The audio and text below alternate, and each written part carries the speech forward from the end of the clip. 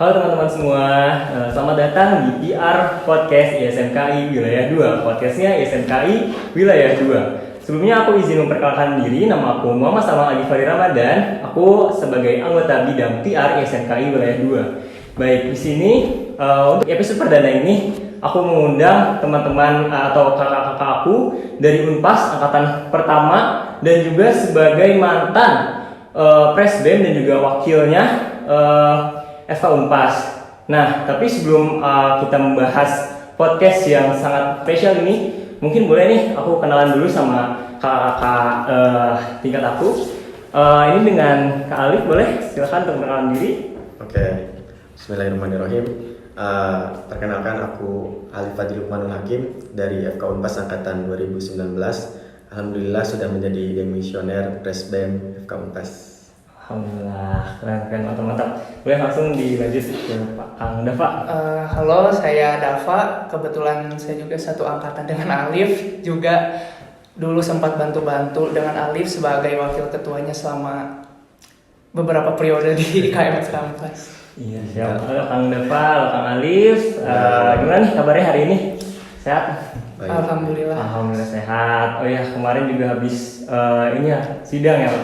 Ya, makanya lagi selebrasi. Oh iya, alhamdulillah. Selebrasinya dengan podcast ini ya. Tadi mau perkenalan di belakangnya Esket, tapi boleh diulang mungkin Pak. Bisa diulang. Iya boleh. Langsung Kang Alif Fajri langsung esket gitu. Oke deh, nggak usah basa-basi lagi. Mungkin kita langsung mulai aja nih ya, Kang Alif, Kang Dava. Emang apa sih yang kita mau bahas hari ini? Oke, jadi kita tuh mau bahas gimana sih suka dukanya menjadi angkatan pertama. Bagaimana sih mungkin sebagai mantan presbem dan juga wakilnya sebagai angkatan pertama gitu ya, membangun IKM itu fondasi itu seperti apa. Nah, itu akan kita bahas pada podcast perdana hari ini. Nah, boleh mungkin ya aku mulai tanya dari permulaan awal mula nih. Pasti untuk masuk kampus ini pasti ada yang namanya itu ospek nih. Betul. Nah, angkatan pertama kan nggak ada kakak tingkat ya. Iya. Dan pasti di ospeknya itu masih sama dokter nih. Aku boleh tahu nggak nih Kak, gimana rasanya tuh di ospek sama dokter gitu? Kayaknya kalau aku bayangin tuh di ospek dokter tuh kayaknya seneng banget nih. Lo sangat penasaran banget nih. Gimana? Boleh? Dari siapa dulu? Dia dulu. Boleh. Jawab yang pertama, sebetulnya unik ya. Sebetulnya itu tuh harusnya ada dua pilihan gitu. Untuk tidak perlu melakukan ospek hanya dengan pengenalan kampus. Betul. Tapi ternyata FK Unpas waktu itu memilih untuk ospek yang mana dengan sumber dayanya adalah menggunakan dosen gitu.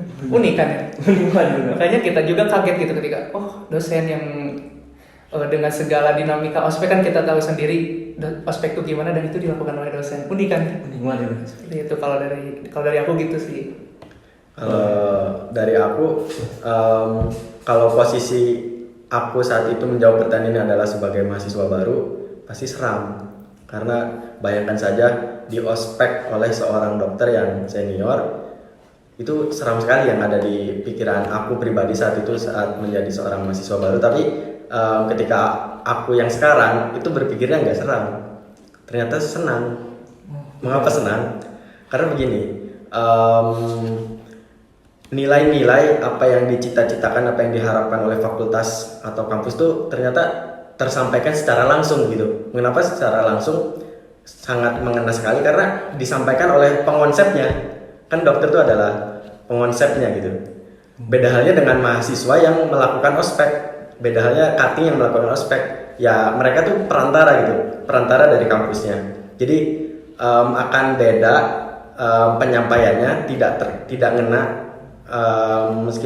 Tapi bukan maksud mendiskreditkan mahasiswa, bukan maksud mendiskreditkan cutting ataupun itu, tapi ya insya Allah apa yang dicita-citakan oleh kampus mencetak dokter, mencetak mahasiswa seperti apa ya, insya Allah kami tahu betul begitu.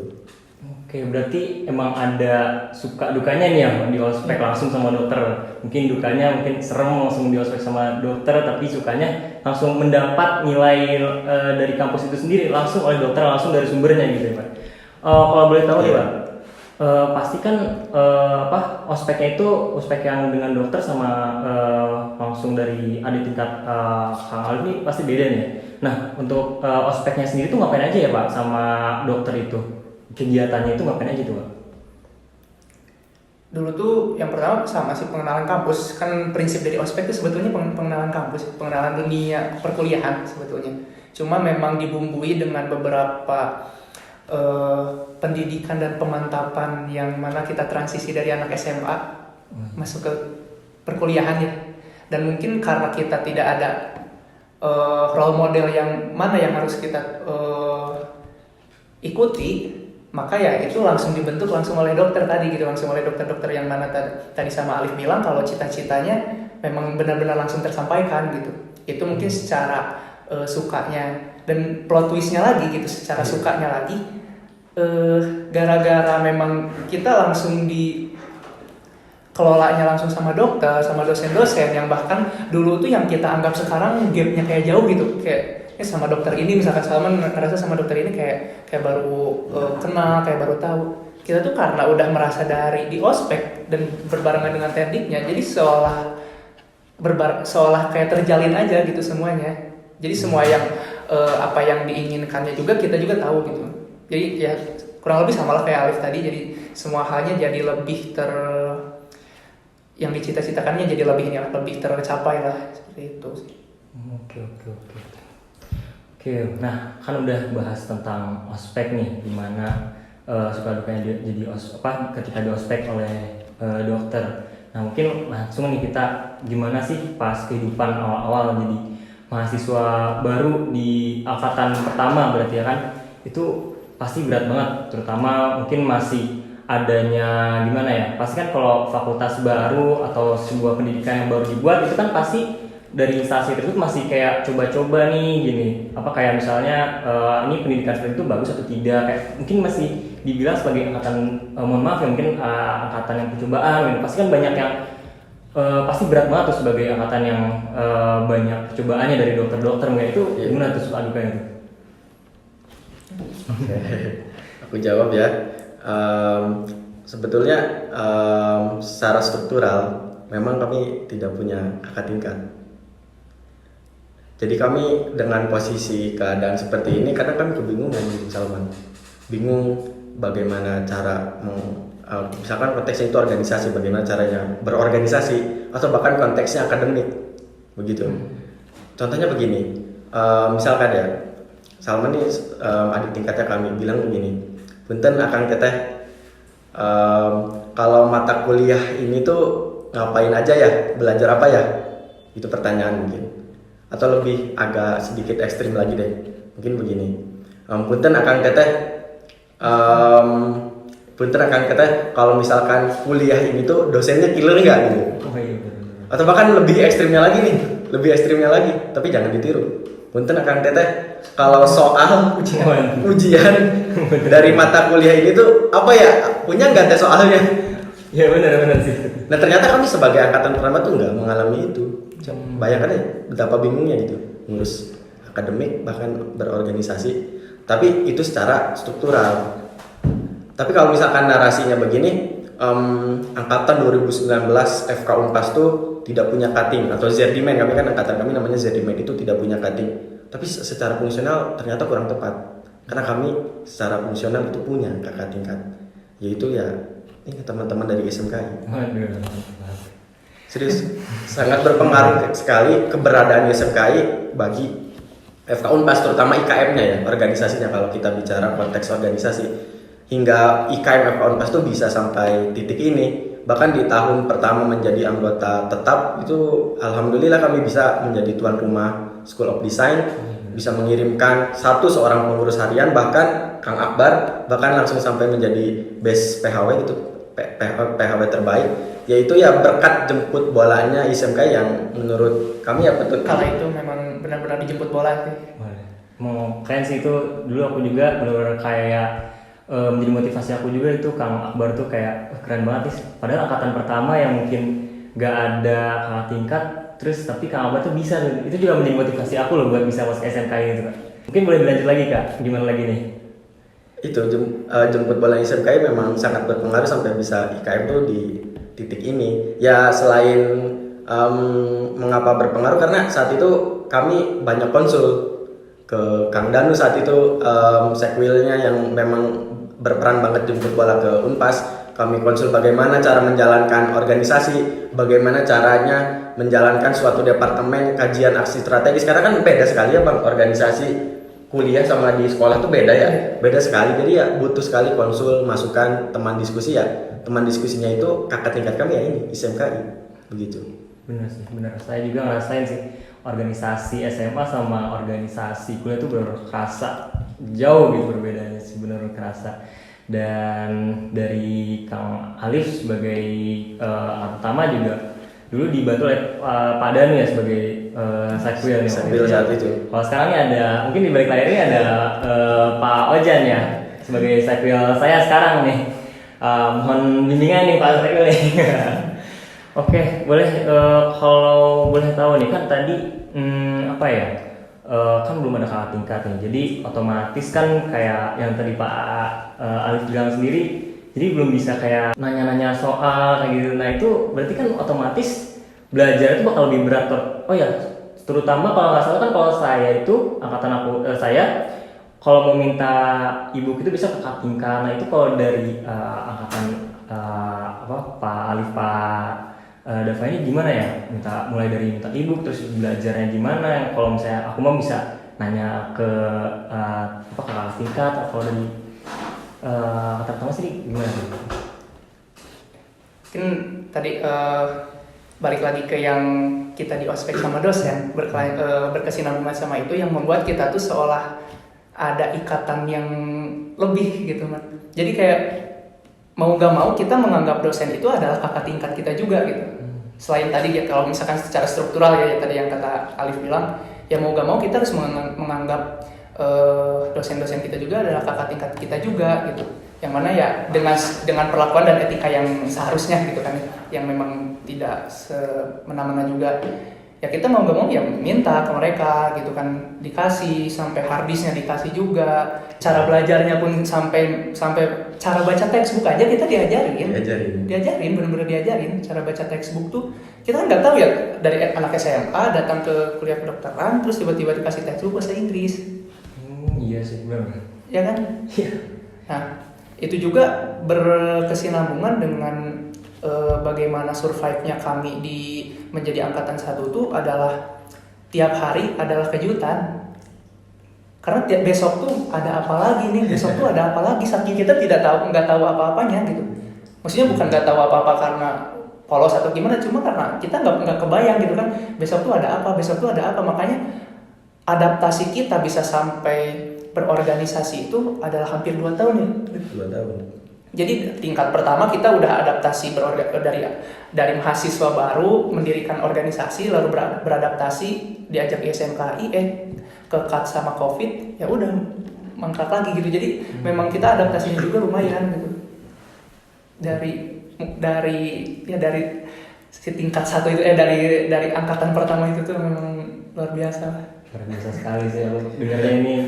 Benar-benar pasti penuh kejutan nih sebagai angkatan pertama yang pasti istilahnya akan menjadi tolak apa ya, mungkin sebagai acuan adik tingkat seperti angkatan 2020 dan bawain lagi angkatan 2021 itu angkatan saya itu benar-benar jadi acuan pasti banyak sekali kejutan. Dan contohnya tadi ya yang awalnya dari offline terus tiba-tiba jadi online gitu, ada COVID gitu. Nah itu gimana lagi tuh adaptasinya tuh gimana ya, dari awalnya offline udah adaptasi di offline, kuliahnya offline tiba-tiba jadi online gitu. Emang waktu kala itu emang benar-benar ini ya, benar-benar di tempat tuh definisi tempat terbentuk kan. Karena emang kita masuk ke kedokteran tuh udah adaptasi ya, adaptasinya tuh luar biasa gitu. Jujur saya sendiri aja 2 minggu pertama di kedokteran pengen keluar. Saya sendiri 2 minggu pertama menjalani kuliah pengen keluar. Karena padahal kemauan sendiri tapi kok secapek ini gitu, maksudnya secara bebannya gitu. Tapi pada akhirnya ya dijalani karena adaptasi. Ternyata harus online adaptasi kembali, dan itu ya jungkir baliknya luar biasa lah. Makanya mungkin hukum alam berlaku segala macamnya lah kayak ini menarik banget nih. Aku tadi sempat dengar ya, sempat pengen berhenti di kedokteran. Nah ini kan mungkin selain adaptasi, tapi pasti ada hal yang lain dong mungkin dari Kang Dava buat meningkatkan semangatnya lagi untuk meneruskan kedokteran. Karena jujur aku juga merasa sempat down gitu untuk ngelanjutin di kedokteran. Sebenarnya bukan down sih, lebih ke kayak gimana ya, kayak sempat berpikir itu bukan passion aku gitu.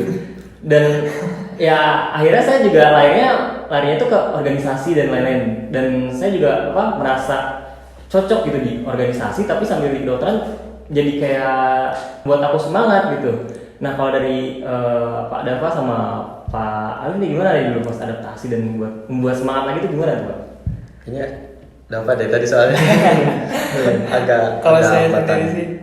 sendiri sih, dari saya sendiri yang jadi buat balik laginya adalah jadi diri sendiri gitu. Diri sendirinya itu kenapa? Masuk kedokteran kan pilihan sendiri gitu. Adalah keputusan sendiri secara sadar. Nah, itu yang pertama. Yang kedua, mungkin karena kita bosan ya, pada akhirnya jenuh ya kalau misalkan terus belajar. Ternyata ada wadah yang mewadahi kita untuk berekspresi gitu. Pada akhirnya, itu kalau menurut saya itu bukan sebagai suatu pelarian, tapi memang sebagai suatu alternatif. Alternatif bener-bener. Bukan pelarian. Kalau pelarian itu seolah hal ini negatif, lari ke hal positif gitu. Kalau itu lebih ke alternatif, karena karena kewajiban kita tetap adalah belajar kan. Iya. Karena tujuan kita jadi dokter, kewajiban kita belajar. Maka alternatif untuk kita menunjang kita belajar apa? Berorganisasi. Jadi kalau misalkan sepakatnya apa yang dikatain Dava, kalau bilang itu adalah pelarian, berarti jatuhnya lulus dari sini tuh bukan SKED, tapi SBM, SIKM atau SSMK. Bener. Iya. PK-nya anjlok kalau dibilang pelarian nanti bisa lama gitu. Bener. Aku juga sama nih ngerasa organisasi itu kan sama. Aku juga gitu Pak, bukan pelarian gitu. Aku juga ngerasa kalau ikut organisasi itu sebagai healing gitu kalau aku nih. Kayak untuk membuat bakso, dan aku juga alhamdulillah pernah mengikuti, dan mungkin seperti Pak Alif dan Pak Dava juga waktu itu pernah membuat bakso sih waktu ketika COVID itu ya kalau tidak salah. Berarti aku boleh nanya nih Pak, aku jadi karena keinget tadi tentang bakso nih. Jadi mungkin aku mulai bertanya dari ini dulu deh, IKM dulu kali ya. Gimana sih awal terbentuknya IKM FK Unpas, terus dikali-punya bagaimana, terus sampai akhirnya ngebuat itu mungkin proyek pertama ya untuk baksosnya pas waktu COVID itu kalau nggak salah. Iya sih. Pertama ya?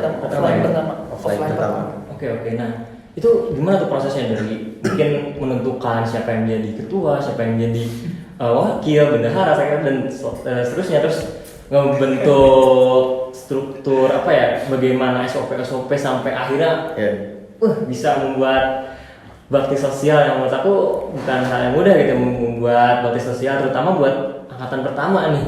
Nggak ada tadi ada ya acuan tuh bisa ke dokter dan juga ISMK yang dibantu ya. Iya. Gimana tuh Pak? Aku pengen denger nih. Jadi kalau bicara IKM FK Unpas itu kan nama BEM-nya di kami. Kami kadang membaginya tuh menjadi 2 periode kalau bilang ini. Periode pra musyawarah mahasiswa atau kita sebutnya pra mumas, dan periode pasca mumas itu sendiri. Mengapa ada 2 periode? Karena sebelum pra mumas, kalau bak sebuah pohon itu IKM FK Unpas, organisasi mahasiswa ini atau Ormawa ini tanpa akar, tanpa fundamental, tanpa dasar-dasar organisasi. Jadi kan banyak tuh yang dikatakan sebagai dasar fundamental organisasi itu ada anggaran dasar, anggaran rumah tangga, ada SOP, standar operasional prosedur, dan lain sebagainya. Saat itu IKM ini tidak ada itu, tidak punya akar. Jadi bayangkan saja sebuah pohon, seberapa kuatnya berdiri pohon itu tanpa akar yang menunjang berdirinya pohon itu sendiri.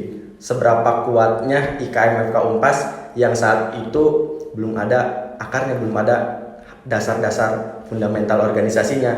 Jadi ya ketika ada konflik, ketika ada angin, badai yang menerjang, itu apakah masih bisa berdiri? Itu di situ. Jadi sehingga ketika pramumas itu titik fokus kami adalah menyusun tadi fundamental hak dasar yang ada di organisasi, seperti menyusun ada ADART, SOP. Caranya bagaimana? Ya tadi dikembalikan kepada kita. ISMKI sudah hadir, dosen-dosen sudah hadir, dikembalikan kepada kita, tinggal bagaimananya memanfaatkan kehadiran mereka itu, begitu. Terus kalau ini pas strukturnya mungkin ya pas aku tadi sempat penasaran gitu kan, mungkin kalau pasti ada aja rasa kayak nggak mau menjadi ketua nih, itu akhirnya bisa kebetulan itu gimana nih kalau boleh tahu nih? Ceritain. Kebetulan ini ketua terpilihnya kebetulan. Ceritain. Ya saat itu kesepakatan angkatan menyebutkan bahwa terpilihlah satu nama ya samping saya di sini. Tapi dengan alasan tertentu membuat forum di dalam sebuah forum sehingga menghasilkan satu nama lagi yaitu saya, dan kebetulan Davanya ya tidak bisa saat itu, masih belum bisa ya Bang, belum bisa ya. Jadi ya dikembalikan lagi kepada angkatan, ya aklamasi lagi gitu. Akhirnya dan kebentuklah ini Prespimnya Alif, wakilnya Dava dan buah-buah jajarannya ya. Oke, terus dari kan tadi pasti ada bantuan dari SMKI ya. Itu awal mula mungkin kan Akang ini masih awam gitu dengan dunia kedokteran dan nggak tahu gitu organisasi kedokteran itu, kok bisa tahu gitu ada SMKI, terus gimana undangnya, itu gimana tuh waktu itu? Itu keren sih, ceritain yang di Lembang Bang. Keren sih, maksudnya dari struktural ISMK-nya saja udah ada bidang yang memang memfasilitasi, yang istilahnya yang menghubungi kita gitu, kita yang nggak tahu apa-apa terus tiba-tiba disamperin, didatengin, ayo sini gitu gabung, terus kita diundang, anak baru masih maba duduk sejajar, terus kita tiba-tiba diundang ke Lembang. Waktu itu ada presbon ya, iya. presbon pertama, terus datang di antara semua presbem semua presbem wilayah 2, terus datang sama dengan pengurus PHW SMK kala itu gitu. Ya luar biasa gitu, mereka benar-benar open banget gitu. Yang membuat kita tuh dari sana jadi menggebu-gebu ya. Yang tadinya IKM ini mau gimana gitu karena kita nggak tahu, ternyata ada loh yang mewadahinya gitu. Ada loh yang bisa kita bukan kejar, tapi ada loh yang bisa kita jadikan role model gitu. Nah itu memang luar biasa sih ya, tiba-tiba kita disamperin gitu istilahnya, dijemput lah. Berarti emang luar biasa sekali nih SMKI ini Bang ya. Keren banget nih. Nah kalau boleh tahu nih, waktu itu mungkin masih ingat gak tuh siapa yang menghubungi itu, dari bidang apa ya terus yang menghubungi langsung ke sini? VRCI. Oh VRCI langsung. Sama Sekvilnya juga Bang Dan. Keren. Itu langsung Sekvilnya berarti ketuanya di wilayah ini langsung datang gitu. Masih. Oke, wah perjalanannya panjang banget ya pasti, badai tadi yang udah dijelaskan oleh Pak Alif nih. Waduh sastra banget ya ngomongnya nih. Ada apa, nggak ada akar, gimana tadi tuh? Pohon tanpa akar yang pasti banyak badai kali itu, tapi akhirnya ada yang membantu gitu, yang memupuki gitu, yang memberi air juga dari mungkin ISMKI dan juga dokter-dokter gitu yang memberi pupuk, yang memberikan air sehingga akhirnya kebentuk akar gitu. Nah mungkin ada pesan dulu nih mungkin dari teman-teman Unpas, ada dari tingkat Unpas dari Akang menonton ya, ada pesan-pesan nggak nih buat lanjutin atau gimana nih? Oke. Pohon ini sudah berakar, kemudian organisasi ini sudah berakar, IKM Unpas ini ya sudah bisa berdiri kokoh walaupun banyak badai yang menerjang. Tinggal pohon ini berbuah, maka giliran kawan-kawan untuk mengambil buah itu, setidaknya buah ini ya kalau nggak manis pahit, entah apapun itu ya, bagaimana cara menumbuhkan buah ini, bagaimana caranya memetik ini, ya tinggal giliran kawan-kawan yang harus melanjutkan, karena kan pohon ini sudah berakar, tinggal berbuah, tinggal memberikan dampak ya, setidaknya dampak keberadaan IKM FK Unpas ini yang sudah memiliki akar ini setidaknya bermanfaat bagi dirinya gitu, bagi pengurusnya sebelum ya optimalnya untuk masyarakat luas gitu. Oke, ini pesannya sangat keren banget ya kalau aku nih. Ini mungkin buat teman-teman yang Unpas yang menonton nih, wah ini ada petuah langsung dari mantan presiden, dan mungkin ini nggak buat anak-anak Unpas juga, tapi untuk semua mahasiswa kedokteran yang ada di seluruh wilayah 2 mungkin ya, karena apa ya, dari pesan ini juga menandakan bahwa seharusnya sebagai kita ada di tingkat yang mungkin akan melanjutkan kakak tingkat kita juga harus bisa lebih baik gitu, karena kakak tingkat kita sudah membuat fondasi, seharusnya kita bisa lebih baik lagi gitu dari kakak tingkat sebelumnya. Ini bukan, mungkin pesannya nggak hanya untuk Unpas tapi untuk teman-teman semua yang ada di wilayah 2 nih, mungkin nonton podcast kita nih hari ini. Nah, boleh lanjut lagi nih ya Pak. Kan udah terbentuk nih IKM, akhirnya kan pasti ada yang tadi tuh apa namanya, project pertama nih, proker pertama yang tadi tuh buat bakso itu gimana tuh prosesnya tuh Pak? Baksos. Iya.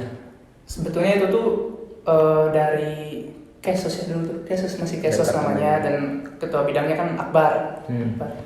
Nah memang perencanaan untuk Baksos itu sudah berlangsung lama, tapi mungkin karena ada COVID, jadi kita sempat tertunda juga.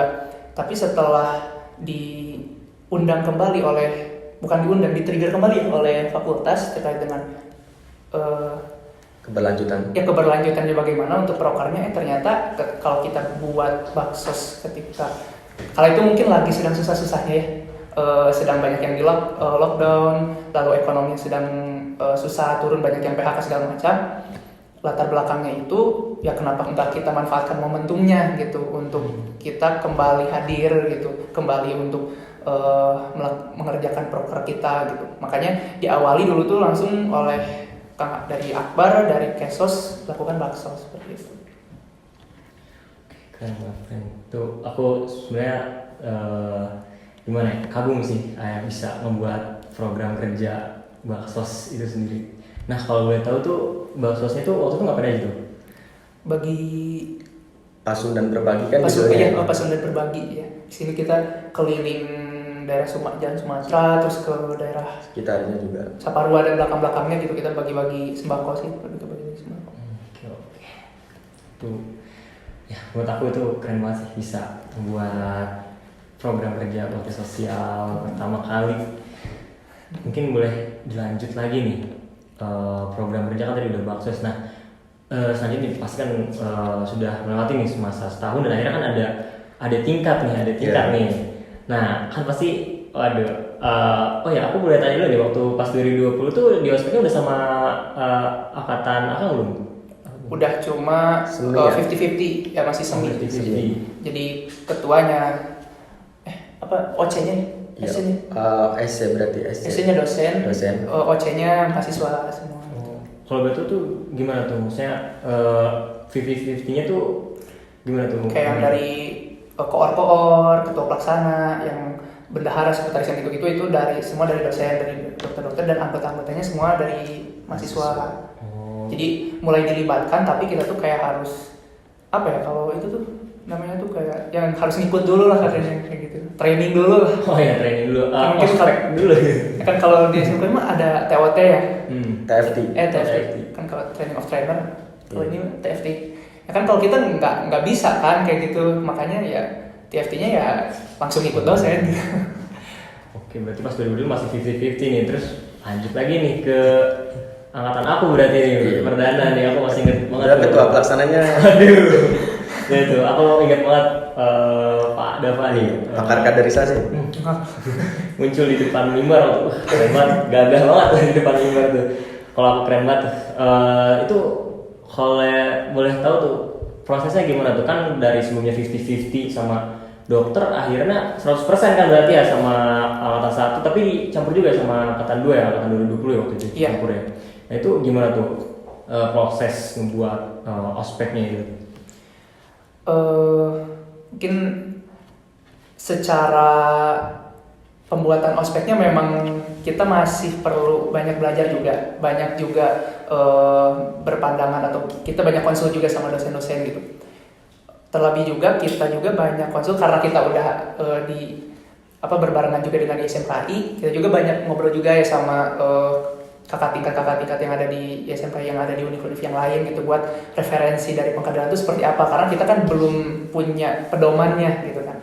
Nah, ditambah dengan beberapa pengalaman-pengalaman sebelum ada di perkuliahan, mungkin itu yang menjadi dasarnya sih sebetulnya.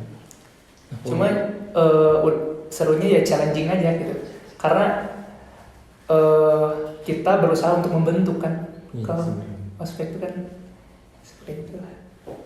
Benar, membentuk untuk masa depan gitu, Iya, calon-calon masa depan calon. gitu. Terus aku juga mau nanya nih, pertama kali nih punya adik tingkat 2020 sama angkatan 2021 tuh gimana tuh rasanya tuh yang selama setahun tuh mungkin kayaknya sendiri terus angkatan yang tunggu itu aja terus Terlalu eksklusif ya? ada ini gitu. Gimana tuh rasanya tuh? Kalau jawaban lucunya itu sih lift jadi ngantri ya. Jadi ngantri bener, Jadi ngantri. masjid jadi Penuh. penuh. Penuh. Pas apa tuh pas Setelah udah adik tingkat ada di sini. berarti kerasa banget ya bedanya ya sebelumnya sepi jadi penuh gitu. Kayak yang awalnya anak cuma satu, terus tiba-tiba punya adik. Iya betul. Serupa itu. Kayak gitulah. Oke, berarti seperti itu ya rasanya ya. Oke. Nah, kurikulum untuk cara belajar. Kalau aku kan sekarang tuh belajar kan tutorial atau mungkin di luar tuh PBL ya. Itu tuh belajarnya itu kan menulis di PPT dan juga ditulis di flipchart ya. Kalau sekarang aku nih PBL, terus juga itu dilakukan 3 kali dalam seminggu, terus juga mungkin ada skill lab, lab activity dan ICT juga mungkin dari Pak Ali dan Pak Dava itu juga mungkin dulu ada, tapi kalau yang Pak Ali dan Pak Dava lihat ini sendiri tuh ada nggak sih bedanya gitu kurikulum dari adik tingkat yang sekarang atau cara belajar yang sekarang sama dengan Pak Ali dan Pak Dava dulu rasakan? Kita tuh sebetulnya jadi entah korban atau bahan ya bang untuk bilang eksperimen. Karena Subjek. Karena setiap hari kalau bicara kurikulum itu, kalau kurikulum kita anggap sebuah puzzle itu bongkar pasang terus. Iya. Ujiannya seperti ini, belajarnya seperti ini. Kita mengalami berapa kali seperti itu? Luar biasa sih. Dari tutorial aja, yang lain kan univ-univ lain tutorial berapa kali? 3 kali ya, 3 kan? 2. Oh 2 ya? Unpad kan 2. Apa ya? Ada yang 2. Ada yang 2. Ada 2. Awalnya kita juga 2 kan? Awalnya 2. Awalnya kita 2 loh. Oh 2 dulu ya? 2. Tutorial. Senin Jumat doang. Oh dulu 2 beneran? Dua. Senin Jumat doang kan? Sekarang jadi akhirnya 3 kan? Iya. Karena adaptasi ternyata 2 tidak cukup, ternyata 3 sampai sekarang.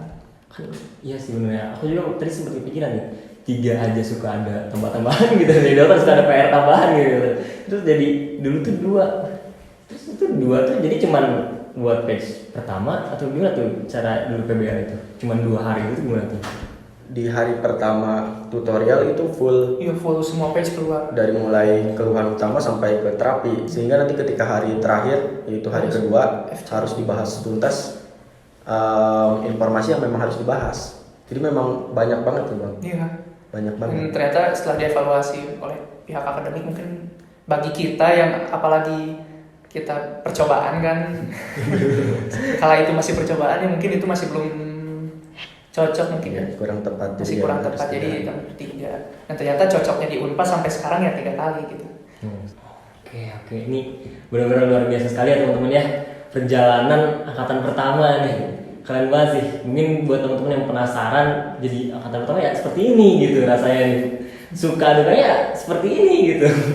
Dan ya ini aku juga tertarik membuat episode perdana ini ya karena menurut aku ini menurut kami ini dari PR ini menarik gitu untuk dibahas lika-liku menjadi angkatan pertama gitu ya, sebagai nggak ada fondasi awal tuh nggak ada nih, menarik sekali nih. Dan aku dengar cerita awal dari Kang Ali dan Pak Dava mulai dari ospek sampai sekarang nih, aduh sekarang udah ada estet nih belakangnya nih. Mbak, aku mau nanya dulu deh, kemarin gimana tuh rasanya jadi, berarti angkatan pertama juga nih yang jadi koas nih, yang pertama kali di sidang skripsi nih, gimana nih rasanya kemarin nih? Makanya kita serba pertama, dan ini mungkin agak relevan juga sama pertanyaan ini ya yang adik tingkat. Ini sebenarnya karena kita serba pertama itu membuat bahu kita tuh semakin berat, karena moral di sini itu sangat nempel di bahu kita bersama sebagai angkatan 2019 sebagai angkatan pertama. Karena begini, adik tingkat kita nih ke siapa lagi, kemana lagi, lari ke arah yang menjadi lebih baik gitu untuk acuannya. kalau bukan kita ya siapa lagi, kami. Tapi ini bukan maksud GR, ini mungkin terkesan GR atau kepedean ya. Tapi ya ketika kamu datang sebagai mahasiswa baru, ya bercermin kemana lagi kalau bukan ke kakaknya gitu. Atau enggak, ini deh, kalau di keluarga jangan ke mahasiswa. Kalau kamu punya adik, kalau kamu posisinya adalah adik, ke mana lagi gitu kalau bukan ke kakak kan, terlepas dari orang tua dan lingkungan sekitar begitu. Sehingga saat itu jujur ketika mau menyambut kalian nih, adik tingkat yang baru, kita buka diskusi ya bang, satu angkatan. Kita sering rapat angkatan Dan bicarakan usut tuntas untuk bahas gini kurang lebih, sebagai bahas gini kurang lebih, menjadi cutting yang baik itu seperti apa. Bahkan ketika itu terjadi diskusi terfokus banget ya bang, kita tanyain satu persatu untuk tadi menjawab pertanyaan tadi. Sehingga dari diskusi itu kita sepakat kriterianya ini, dan puncaknya ya adalah terselenggaranya acara prospek tadi PKKMB, dan puncaknya lagi acara LKMM. Karena sebetulnya kami ingin sekali gitu untuk cita-cita yang kami sebagai angkatan pertama tuh ya tersampaikan dengan baik kepada adik tingkat kami. Cita-cita kami sebenarnya cukup sederhana gitu. Kalau melihat dari universitas lain, ternyata kampus-kampus lain itu kalau bicara tangga itu udah 10 langkah lebih jauh dari kita ya Dav. Iya. Udah 10 langkah lebih jauh dari kita masih di anak tangga pertama. Maka dari itu kami selalu mempunyai cita-cita, dan cita-cita ini ya mudah-mudahan tersampaikan juga kepada adik-adik tingkat kami, bahwa kami itu punya mimpi satu, Universitas Pasundan suatu saat nanti banyak mencatat kedinamikaannya di catatan kebanggaan di lembar sejarah mahasiswa kedokteran, sebagaimana yang sudah tercatatnya universitas lain oleh mahasiswanya di catatan serupa, yaitu di catatan kebanggaan di lembar sejarah mahasiswa kedokteran, ketimbang banyak dicatatnya di catatan penyesalan gitu. Ya, itu sih harapan kami itu ke sana. Setidaknya kami dulu ya, baru teman-teman yang lain gitu. Dulu deh ini buat kakak ya, tahu nih yang keren banget nih, perjuangannya sangat wah banget nih buat ngebentuk apa ya mahasiswa FK Unpas ini untuk ada di tingkat ini. Ini buat teman-teman yang menonton mungkin nih, anak-anak Unpas ada di tingkatnya Kang Ali dan Kang Dava nih, harus bisa nih melanjutkan perjuangan dari Pak Ali dan harus bisa nih. Karena ada yang lebih unik lagi man. Mungkin setelah kita 1 tahun berdinamika di organisasi, lalu berada di organisasi eksternal, bukan eksternal ya, mungkin di wadah kita di SMKI dan lain sebagainya, lalu kita mengikuti forum-forum, dan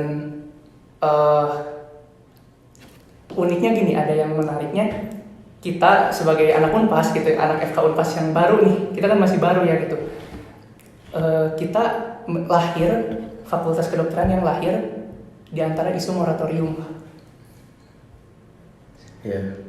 Jadi ibaratkan kita lahir di dalam konflik sebetulnya.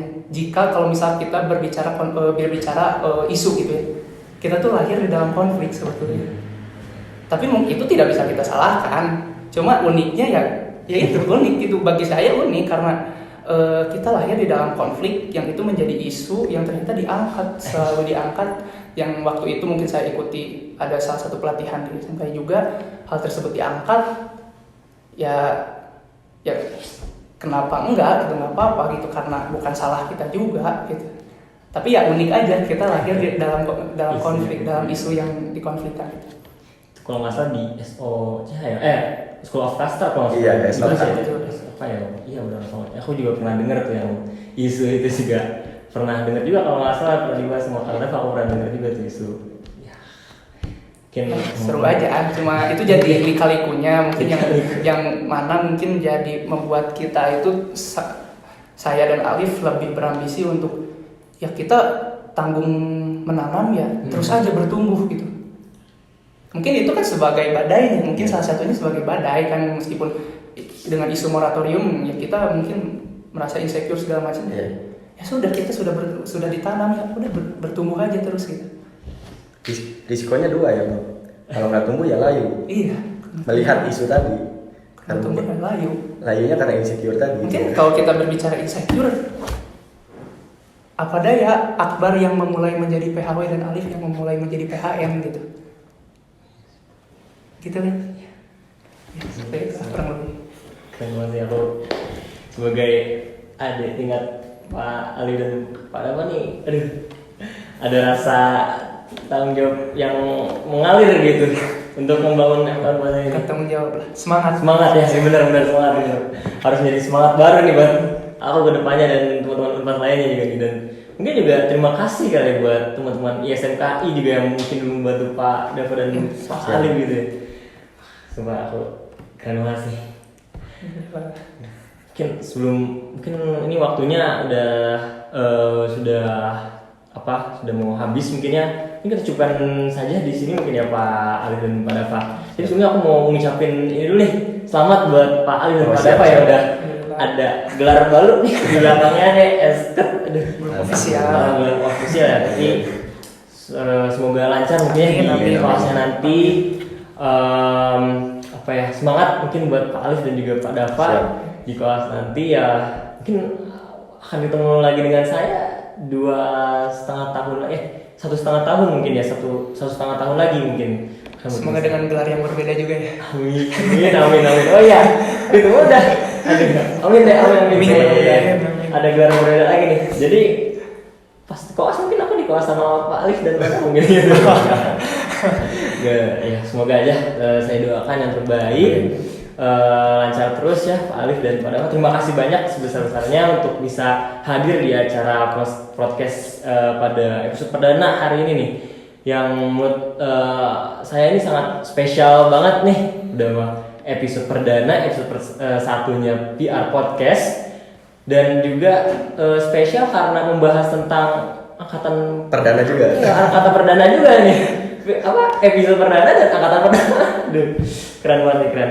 Ya, mungkin terima kasih buat narasumber karena sudah mau sharing tentang pengalamannya yang seru banget ya, dan penuh lika-liku yang unik banget yang tadi aku udah dengerin. Dan juga buat teman-teman semua dimanapun kalian berada, terima kasih banyak sudah mau nonton.